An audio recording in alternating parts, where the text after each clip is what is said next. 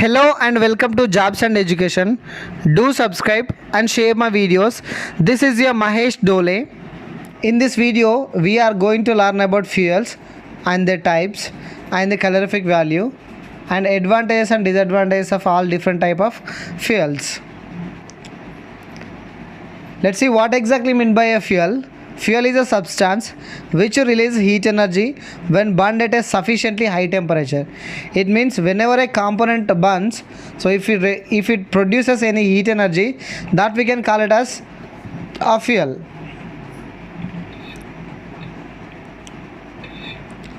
The release of sufficient heat energy by burning can take place only if a supply of oxygen is available.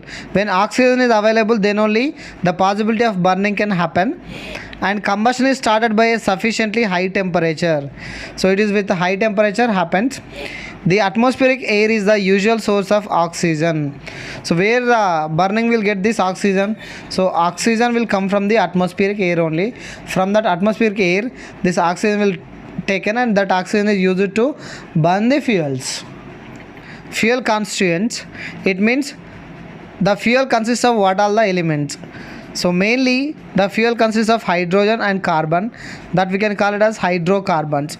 So hydrogen and carbon plays an important role in the fuel composition. Beside hydrogen and carbon, fuel consists a small amount of other elements. So there are some other elements are there in fuel other than hydrogen and carbon. They are like sulfur, oxygen, nitrogen and ash. These all are having small amount of composition in the fuel. Characteristics of fuel, it means some of the important qualities of fuel. So the first one is easy ignition. The fuel should be easy ignitable or easy to burn. Next is high calorific value. The good fuel should produce high calorific value, means high heat energy, and it should be low smoke emission, means it should emit low smoke or less smoke. Easily controllable combustible properties. When the combustion is happening or happen, so it should be easy to control, then it is a good fuel. Low content of impurities. We can say ash and sulfur are impurities.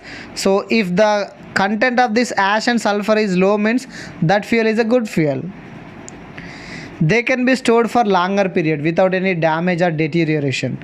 So they can be stored for longer periods, means if that fuel is a good fuel, if it's stored for longer periods, means it is useful for many people and many machinery and equipments, then automatically what we can say, it's a good fuel.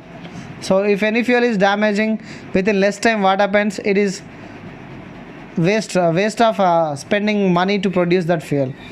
So these are the important characteristics of fuel. Next, classification of fuels. Mainly classification of fuels are like, first one is according to the nature of their exist. So the first classification is according to the nature of their existence. And based on nature of their existence, so it is of three different kinds. One is solid fuels, second is liquid fuels, and third one is gaseous fuels. And next classification is according to nature of their origin. So this is classified again into two different types. One is natural, another is artificial. Natural fuels means primary fuels or fossil fuels. Artificial fuels means secondary or prepared fuels. This is the classification of fuels. So I do repeat this, just look into the classification. The fuels are classified into two different categories. One is based on their existence and second is their origin. Based on their existence, it classified into three different types: solid fuels, liquid fuels, gaseous fuels. Based on origin, so it classified into two different types. One is natural, another is artificial. Next, what exactly mean by calorific value? So heat value of a fuel is defined as the total quantity of heat liberated by the complete combustion of unit quantity of fuel. It means if you take any unit quantity of fuel, if you burn this one, what happen? If you burn this unit quantity of fuel, whatever the heat it is producing, that heat is nothing but calorific value. So it is also called as heat value. So the total quantity of heat liberated by the complete combustion of unit quantity of fuel, that we can call it as calorific value or heat value. The calorific value of solid and liquid fuel is defined as the quantity of heat liberated by the complete combustion of unit mass of fuel. So in case of solids and liquids, it is considered in the case of in mass only. It means mass is nothing but in kg. So heat liberated by complete combustion of a unit mass of fuel, unit mass, so that is expressed in kilojoules per kg. The calorific value of gaseous fuel is defined as the quantity of heat liberated by the complete combustion of unit volume of fuel. Previously for solids and liquids, that is unit mass, but for gaseous fuels it is unit volume, so that is calculated in meter cube. So unit volume of fuel is burning to produce the calorific value of gaseous fuel at a standard temperature and pressure. So that is at 15 degrees centigrade and 760 mm of Hg. So it is expressed in kilojoules per meter cube. For solids and liquids, the calorific value units are kilojoules per,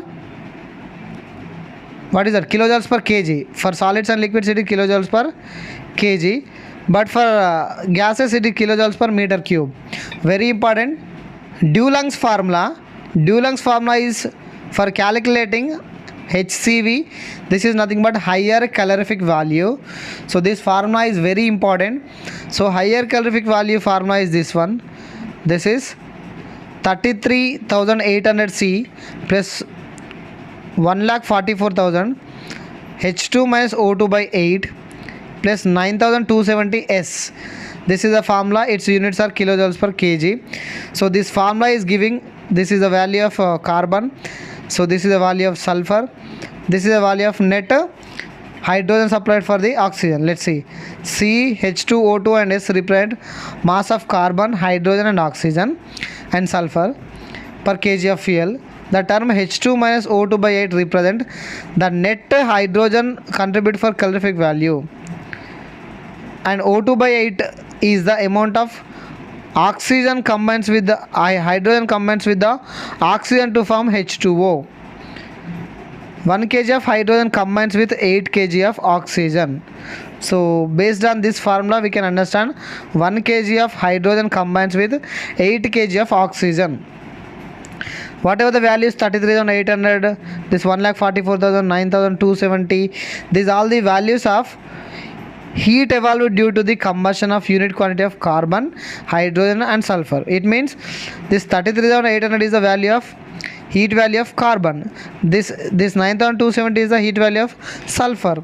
These are the different values. Heat values are there with each component in the fuel. So this is a higher calorific value, very important. This is given by Dulong's. As we see in the classification of fuels, solid fuels, liquid fuels and gaseous fuels. That too, what are the solid and liquid gaseous fuels are there in? Natural and artificial. The natural fuels are, solid fuels are wood, peat, lignite, coal. This peat, lignite, coal, these three are in the line of coal production. This wood is generally we can see from the plants are. So this coal also producing from the plants. So the formation of coal having a systematic approach like peat, lignite, brown coal, bituminous coal, anthracite coal. That is the way of producing coal. So natural fuels are wood, peat, lignite, coal. So artificial solid fuels are charcoal and coke. So this is about solid fuels. Coming to the liquid fuels, the natural liquid fuel is petroleum, or we can call it as crude oil. Coming to artificial liquid fuels, that is petrol distillates like petrol, a gasoline, a kerosene, alcohols, diesel, tar. These all are the liquid fuels. Next, gaseous fuels.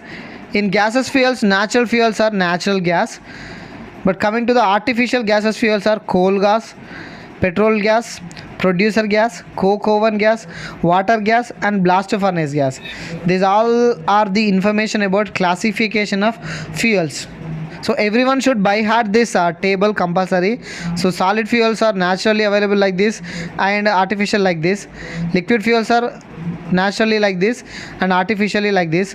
Gaseous fuels are naturally like this and artificial like this. So this table is very important. Next, advantages and limitations of solid fuels. We see in wood, lignite, peat, coal. These all are solid fuels. Let's see some of the advantages and limitations of solid fuels. Let's look at the advantages. First is cheaper than other fuels. When we compare with the liquid and gaseous fuels, these solid fuels are very cheap, and coal is a raw material for producing other fuels such as coke, producer gas and water gas. From the coal, water gas, producer gas and coke are producing, means coal is the raw material for those production. Next risk of fire is minimum. So advantage with the solid fuels is risk of fire is minimum. In case of liquid fuels and gaseous fuel, the burning will happen within less time, and it expands and spreads very fast. So the risk of fire is minimum in solid fuels. Next, look at the limitations of solid fuels. It contains incombustible matter, means if you take wood, in that wood completely it cannot burn, means there may be some there may be some remaining incombustible material will be there with which cannot burn. Need a large amount of storage space to store this coal or wood, this kind of solid fuels. We need a large amount of storage space, so that's a limitation. Properties are not uniform. If you take coal or wood, the properties may change according to the atmosphere conditions. So slow deterioration may take place with time. If longer periods if we store longer periods of solid fuels, automatically they may damage. Handling is not easy and therefore may be costly. If you take coal, so it is not so easy or not very cheaper to handle that. So we need dumper like big machinery and equipments to handle those solid fuels. So these are some of the limitations of solid fuels.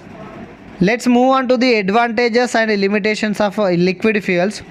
So the advantages are relatively higher calorific value. When we compare with the solid fuels, liquid fuels produces high heat value or higher calorific value. It burns without leaving a solid residue with less smoke.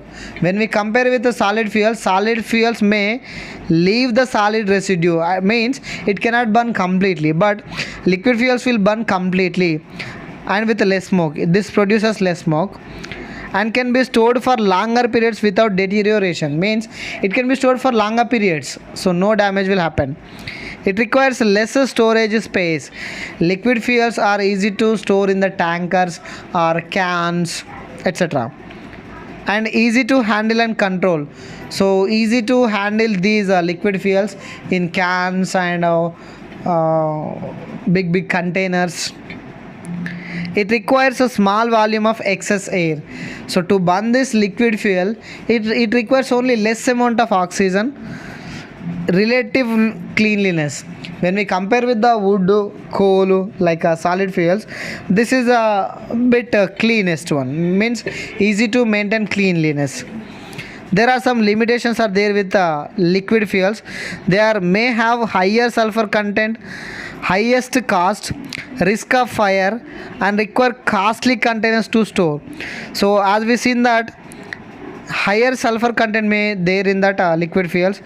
The cost is more because of these are distilled from the crude oil, and risk of fire is more because of easy to catch fire, and it spreads the fire more and with faster, and requires costly containers to store. So these are some of the limitations of liquid fuels. Let's see the advantages and limitations of gaseous fuels. See, gaseous fuels advantages are easy combustion is possible with better control. When we compare with the solid fuels, these gaseous fuels are easy to control. Let's see, in our kitchen we can control that gas in the kitchen when we are cooking our food. So easy to control, easy to stop, easy to transport, like that. So it is easy to control and better control. Minimum air is needed for complete combustion, as we seen in liquid fuels. In gaseous fuels also less air is required to burn that gaseous fuel. Can be easily conveyed through pipelines, and supply to furnaces can be quickly adjusted.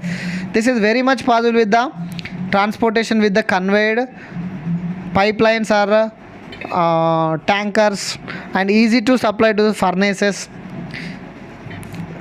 and can be produced with low grade coals.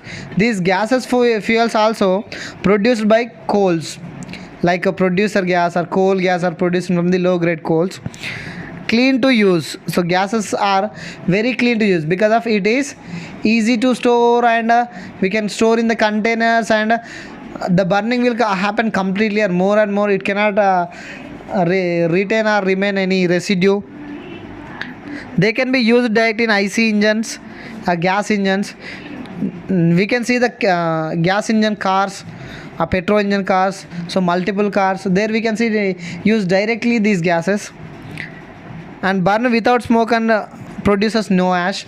When we are burning these gaseous fuels, so the production of ash and producing of smoke is not possible, so maybe less when we compare with the liquid and solid fuels, free from impurities like sulfur and solid residue. When we burnt these gaseous fuels, so impurities like sulfur and ash or solid residue cannot be happen or produced. So disadvantages with gaseous fuels are require large storage tanks, so it requires bigger storage tanks, and risk of fire and explosion are greater. So if the gas catches the fire, it spreads more faster and it spreads very large areas, so tendency to leak.